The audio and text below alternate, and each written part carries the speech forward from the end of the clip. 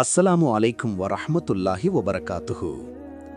அல்லாவின் அளவற்ற கருணையைப் பற்றியும் ஒரு முஃமினுடைய வாழ்வில் என்ன நடந்தாலும் மனமுழுகி திருந்தி தௌபா செய்து அல்லாவிடம் மீளும்போது கிடைக்கும் சொர்க்கத்துக்கான கூலியைப் பற்றியும் சொல்லும் ஒரு உண்மையான நினைவூட்டல் தான் இந்த வாழ்க்கை வரலாறு.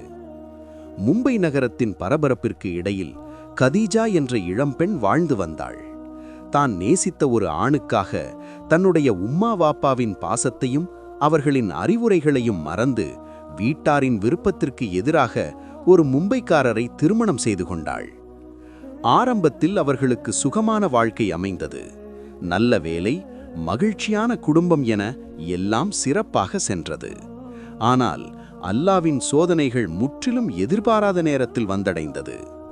ஒரு நாள் அவளது கணவனுக்கு உடல்நிலை சரியில்லாமல் போனது. ஊருக்கு திரும்பி வந்து மருத்துவ பரிசோதனை செய்தபோது நவீன உலகம் அச்சத்தோடு பார்க்கும் எய்ட்ஸ் நோய் அவருக்கு இருப்பது உறுதி செய்யப்பட்டது.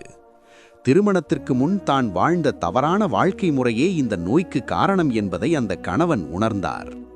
தான் செய்த பாவத்தால் தன் அன்பு மனைவிக்கும் மகனுக்கும் இந்த துயரம் வரக்கூடாது என்று அவர் நினைத்தார்.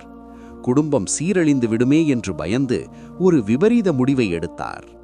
ஒரு நாள் உணவில் விஷம் கலந்து அவர்களையும் கொன்று தானும் தற்கொலை செய்து கொள்ள முடிவு செய்தார்.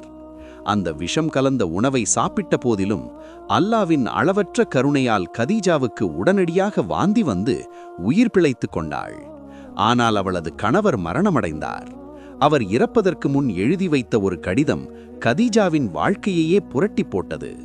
அதில், எனக்கு எய்ட்ஸ் உள்ளது. திருமணத்திற்கு முன் நான் செய்த தவறுகளே இதற்கு காரணம்.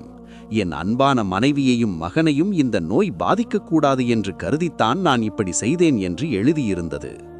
கணவனின் இந்த வெளிப்படுத்தல் கதீஜாவை நிலைகுலையச் செய்தது.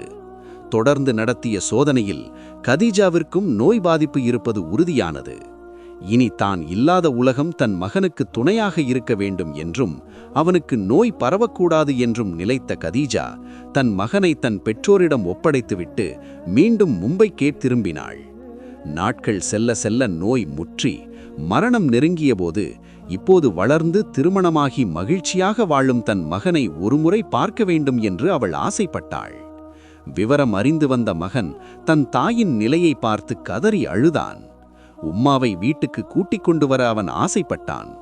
ஆனால் அவனது மனைவியும் குடும்பத்தாரும் அதற்கு எதிர்ப்பு தெரிவித்தனர். அதனால் அவன் அவ்வப்போது போய் உம்மாவை பார்த்துவிட்டு திரும்புவான். இறுதியில் அந்த அழைப்பு வந்தது. அம்மா இறந்துவிட்டார். மையத்தை குளிப்பாடவும் கபனில் வைக்கவும் எடுத்தபோது அல்லாவின் அற்புதமான ஹுஸ்னுல் ஹாத்திமாவின் அடையாளமாக ஒரு அதிசயம் நிகழ்ந்தது. அந்த உடல் எலும்பும் தோலுமாக மெலிந்திருந்தாலும் முகத்தில் ஒரு விதமான பிரகாசமான புன்னகையும் கஸ்தூரியின் நறுமணமும் வீசியது. இது நோய் காரணமாக ஏற்பட்ட மரணம் மட்டுமல்ல, மாறாக அல்லாவின் பக்கம் மனமுருகி தௌபா செய்து மீண்ட ஒரு அடியாருக்கு அல்லாஹ் வழங்கிய நேரடி பரிசாகவே அது இருந்தது. மையத்தின் உடலிலிருந்து வந்த அந்த நறுமணத்தை கண்ட மகன் உணர்ச்சி வசப்பட்டு இவ்வாறு சொன்னான், என் உம்மாவின் உடலிலிருந்து வந்த நறுமணத்தையும் அந்த புன்னகையையும் பார்த்தபோது எனக்கு புரிந்தது, உண்மையான தௌபாவினாலும் சலவாத்தினாலும் குர்ஆனாலும் அவர்கள் சொர்க்கத்திற்கு தகுதியாகிவிட்டார்கள் என்று. ஏனென்றால் அல்லாவின் பக்கம் மீளுபவர்களின் பாவங்களை கூட நன்மைகளாக மாற்றக்கூடியவன் அவன். நம் வாழ்வில் ஒரு நொடியை கூட வீணாக்காமல் உண்மையான மனதோடு தௌபா செய்ய வேண்டிய அவசியத்தை இந்த கதை நமக்கு உணர்த்துகிறது. இந்த உலகின் எல்லா வழிகளுக்கும் அப்பால் அல்லாவின் பேர் அருள் காத்திருக்கிறது என்ற பெரிய செய்தியை நாம் இதிலிருந்து கற்றுக்கொள்வோம். இந்த உம்மாவுக்கும் மரணித்து போன நம் எல்லா பெற்றோர்களுக்கும் நாம் ஒன்றிணைந்து துஆ செய்வோம். அல்லாஹ் அவர்களுக்கு மஃபிரத் வழங்கி ஜன்னத்துல் ஃபிர்தௌஸ் என்னும் உயரிய சொர்க்கத்தில் பிரவேசிக்கச் செய்வானாக. நம் எல்லோரின் பெற்றோர்களுக்காகவும் துஆ செய்வோம். அஸ்ஸலாமு அலைக்கும் வரஹ்மத்துல்லாஹி வபரகாத்துஹு.